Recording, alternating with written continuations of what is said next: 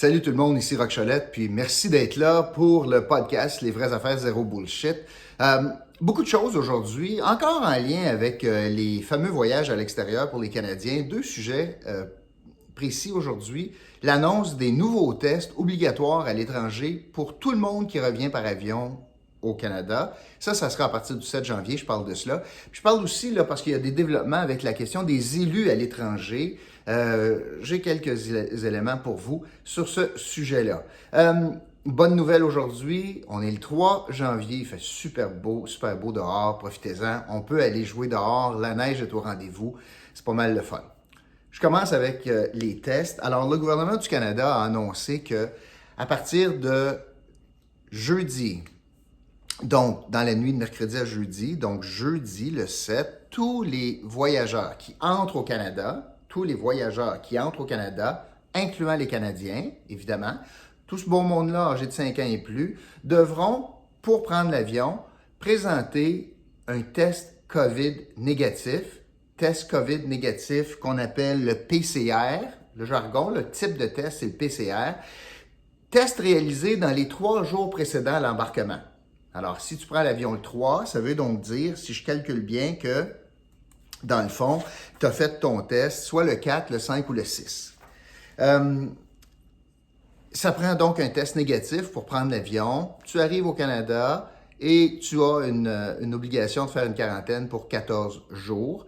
Là, évidemment, le gouvernement du Canada avait beaucoup de pression des provinces pour faire quelque chose, puis ils ont décidé d'imposer le test. Le gouvernement du Québec avait demandé trois choses, des tests à l'étranger, des tests en arrivant aux aéroports de Montréal et de Québec, puis aussi une surveillance accrue pour la quarantaine. Le gouvernement de M. Trudeau a répondu présent aux tests à l'étranger, puis la surveillance accrue au retour. Il n'y aura pas de test pour l'instant dans les aéroports canadiens une fois que tu atterris. Parlons maintenant du test à l'étranger. Dans le fond, il y a 3 choses. Il y a une question de disponibilité de tests à l'étranger, il y a une question de fiabilité de tests à l'étranger, puis une question aussi de rapidité de résultats. Dans ces 3 domaines-là, permettez-moi d'avoir des craintes et des doutes. Disponibilité, on sait que c'est pas évident. On regarde l'expérience canadienne. Et là, on est en train de dire qu'à Punta Cana, t'es sur la beach, t'es dans son resort, et là, il faut que 3 jours avant, donc, exemple, si tu reviens le 7, ça veut dire que c'est le 4, 5 ou le 6, il faut que tu trouves un test, il faut que tu te fasses administrer un test COVID. Et là, tu es à Punta Cana. Là. Est-ce que ça veut dire qu'il y en a disponible? Est-ce que ça veut dire qu'on a de l'équipement, puis les ressources humaines, matérielles, les tests disponibles pour faire cela? Je ne sais pas. Ça, c'est vrai à Punta Cana, mais c'est vrai à la grandeur de la planète. Tu t'en vas en Grenade, petite île, magnifique, mais c'est petit. Est-ce que la Grenade est équipée pour te faire passer un test, puis avoir le résultat rapidement? Ce test-là en passant. Alors, la question de la disponibilité va être un facteur. Et comment tu fais? Là, tu as décidé de t'acheter un billet d'avion pour t'en aller à Cuba, t'en aller au Mexique, t'en aller à Sainte-Barth, t'en aller en Barbade, t'en aller en Guadeloupe, t'en aller peu importe. Puis c'est vrai en Europe aussi, là. Peut-être plus facile, bien sûr, à Paris de te faire tester là, qu'en Grenade, moi, te dire.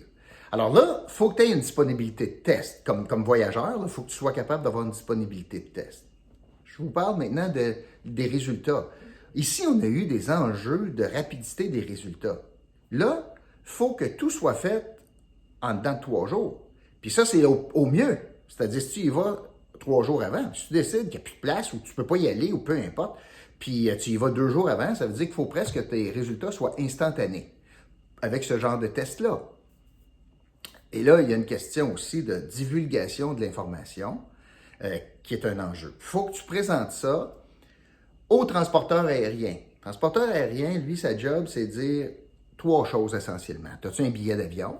As-tu un passeport valide qui va te permettre de rentrer au Canada? Puis là, as-tu un test négatif? Là, j'arrive sur ce qui est le plus important pour moi, parce que mettons que c'est possible, il y en a, mettons que ton résultat, c'est possible, tu l'as dans 3 jours. Là, c'est sur la question de la fiabilité. Puis j'espère m'énerver pour rien. J'espère là, que j'exagère. J'espère que je rêve en couleur, là, puis que je fabule. OK? T'es dans le sud. Tu apprends qu'il faut que tu sais, là, il faut que tu fasses faire ton test, puis tu sais que ça va te coûter ta journée. Tu vas être obligé de prendre un taxi. Tu vas quitter l'hôtel. Tu vas t'en aller dans une clinique, quelque part, 1 heure de route. 1 heure de route, tu vas attendre, tu vas te faire tester, puis tu vas revenir. Peut-être que tu as perdu une demi-journée facile. Pas le genre d'excursion que tu voulais faire. Là, tu voulais t'en aller nager avec les dauphins. Finalement, tu t'en vas à la clinique COVID. Là. Pas sûr. Est-ce qu'il y en a qui seraient tentés de trouver une façon alternative de faire ça? Parce que je ne crois pas, moi, que tous les resorts vont avoir des stations de testage. Parce que il y a combien de pays qui exigent ça là, au retour? Il y a le Canada. Il y en a-tu beaucoup d'autres? Moi, je ne le sais pas. Je pense pas. Qui exigent, donc, par exemple, aux États-Unis, pour ramener un Américain qui est à Cancun, est-ce qu'on y exige un test? Je pense pas. Fait que, y a-t-il une masse critique de Canadiens dans chacun des hôtels pour justifier la présence d'une station de test? Je pense pas. Donc, peut-être que tu seras tenté, toi, de dire qu'il y a-t-il une autre façon? Mais peut-être que pour le même 100$ de taxi, t'as un beau tip à donner à quelqu'un, hein? Ouais. 100$ de tip à Cuba, 100$ de tip en République dominicaine, peut-être à l'échelle. Là, j'ai une assurance là, que le résultat du test, c'est vraiment mon test. C'est moi, là. Comment on va s'assurer de ça? Comment on va s'assurer de la fiabilité du test? Mais poursuivons encore. L'Organisation de santé en République dominicaine, qui sait que 100 septembre, le Canadien s'en vient se faire tester parce que s'il est positif, il ne peut pas prendre l'avion. Pensez-vous vraiment que la République dominicaine a intérêt à vous donner un test positif puis vous garder dans le réseau hospitalier là-bas? Pensez-vous vraiment, là? Nous autres, là, on pense que la République, il est positif ton test. Écoute, m'a dit négatif, va-t'en chez vous. Tu es en quarantaine de toute façon, puis tu te feras soigner chez vous. J'ai l'impression qu'il y en a qui vont être tentés de faire ça. Je souhaite que non. C'est des professionnels de la santé. Je souhaite que non. Mais où il y a de l'homme, il y a de l'hommerie, là.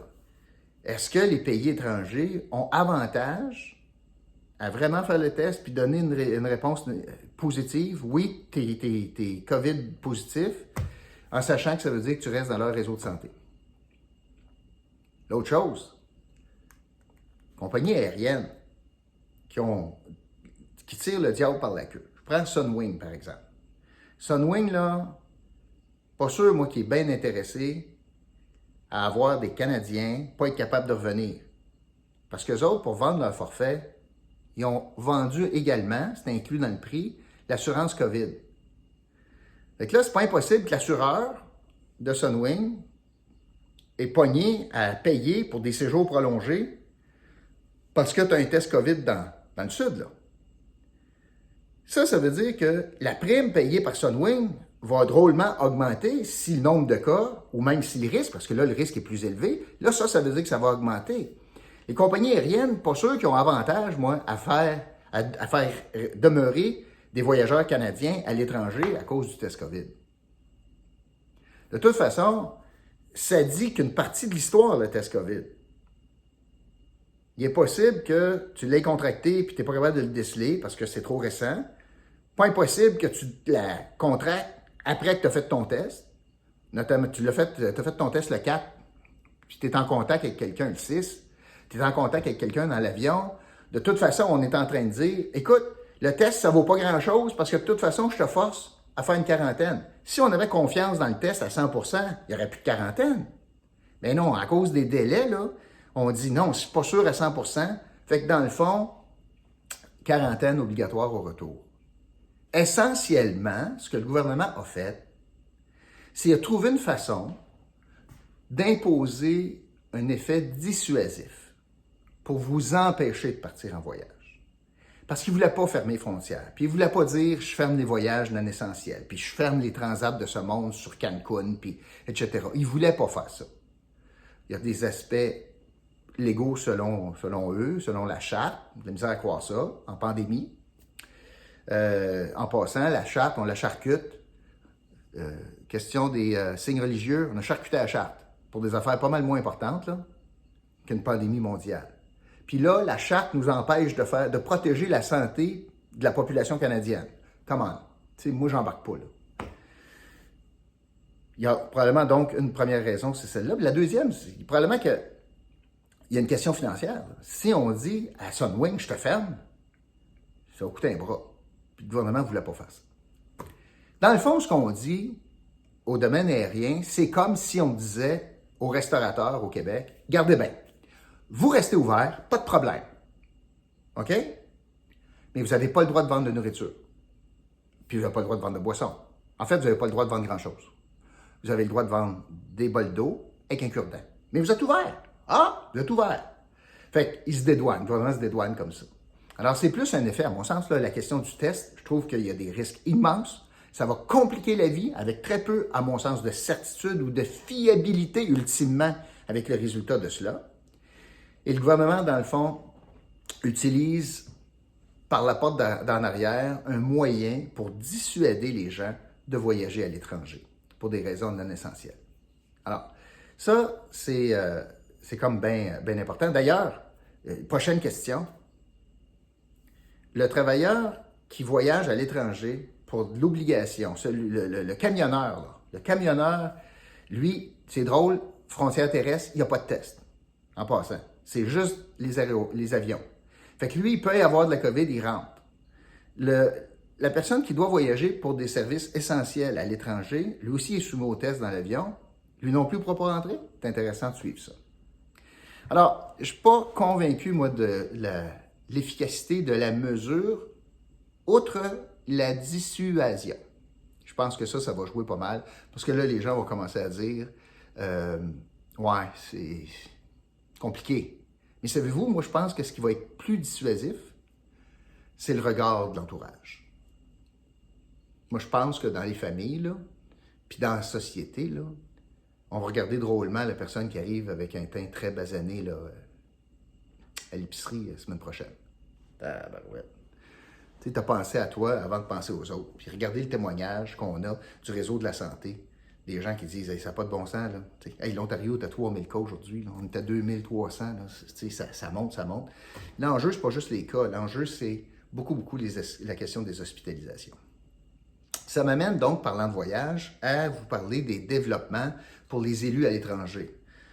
Je rappelle que ça a commencé avec Pierre Arcan, du Parti libéral du Québec, qui est en Barbade, qui est au Barbade, qui a fait un test négatif avant de partir. Il en a fait un là-bas, en passant. La Barbade doit exiger ça. Je ne sais pas si la Barbade exige pour des gens de la Barbade, mais des étrangers l'exigeaient. Et là, Dominique Anglade, finalement, était molle, était un petit peu plus dure, elle a dit « ouais, ça n'a pas de bon sens, etc. » Mais on apprend d'autres choses. C'est que depuis cette histoire-là, on apprend que le ministre des Finances de l'Ontario, qui était aussi à l'étranger, il s'est fait pas mal chicaner par Doug Ford, au point tel qu'il a démissionné, probablement accepté de démissionner, de son poste de ministre des Finances. C'est le deuxième ministre des Finances qu'on perd dans la crise, au fédéral, puis en Ontario, pas une petite province. Il démissionne de ses fonctions ministérielles des Finances en pleine pandémie mondiale, dans une crise économique, puis il démissionne parce qu'il trouve que c'est trop grave ce qu'il a fait. On a une députée NPD du fédéral, Nikki Ashton, qui est une étoile montante, semble-t-il, qui est allée voir un membre de sa famille très malade en Grèce.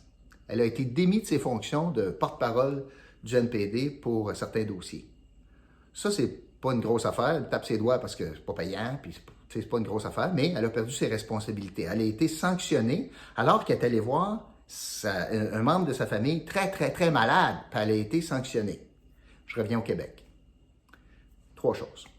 1, Pierre Arcan, on ne sait pas ce qui va y arriver, parce qu'il n'y a pas eu d'écho de cela, puis il n'est pas revenu à ce jour, semble-t-il.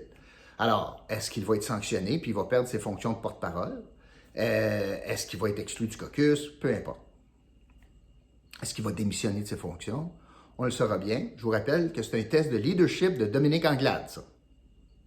Parce que tout est réuni pour un test de leadership. C'est quelqu'un d'important dans le parti, c'est un ancien chef par intérim et c'est un comté sûr à Montréal. Puis pas sûr qu'elle voulait à la prochaine élection. Quand je mets tout ça ensemble, est-ce qu'elle veut une partielle? Est-ce qu'elle va être assez dure pour l'écœurer puis perdre? J'ai hâte de voir. Mais là, je veux tourner mon regard sur François Legault. Je vous explique que il y a un gars qui est parti en Ontario sans le dire à M. Ford, ministre des Finances. M. Ford a dit ça n'a pas de bon sens, il a démissionné. Il y a quelqu'un qui est allé voir sa grand-maman malade en Grèce, elle est revenue, elle a été sanctionnée. Nous autres, M. Legault était au courant des plans de voyage de Yuri Chassin, député de Saint-Jérôme, et lui, il voulait s'en aller au Pérou. Il est parti au Pérou. Et les raisons officielles du voyage au Pérou, c'est qu'il s'ennuyait de son chum, son mari. Ça faisait 1 an qu'il ne l'avait pas vu. Puis l'ennui a justifié le voyage en invoquant également la difficulté pour la personne du Pérou d'obtenir un visa pour venir au Canada. C'était trop compliqué de passer à travers les cerceaux de tout le monde, d'Immigration Canada, pour avoir un visa pour venir du Pérou au Québec, visiter son mari. C'était trop compliqué et donc, M. Legault a dit oui, pour des raisons humanitaires, à son député pour aller voir son mari de qui il s'ennuie. Je veux juste vous rappeler, là, j'ai une députée NPD qui est allée voir sa grand-mère mourante. Le chef ne le savait pas, puis elle a été sanctionnée. Là, M. Legault, lui, non seulement il savait, mais il a cautionné ça. Fait que si c'est correct d'argumenter que je veux aller voir mon chum à l'étranger parce que je m'ennuie, il y a pas mal de raisons humanitaires, donc, qui devraient s'appliquer pour permettre aux gens de voyager. Vous ne trouvez pas? On a une fille qui est allée voir un membre de sa famille mourante.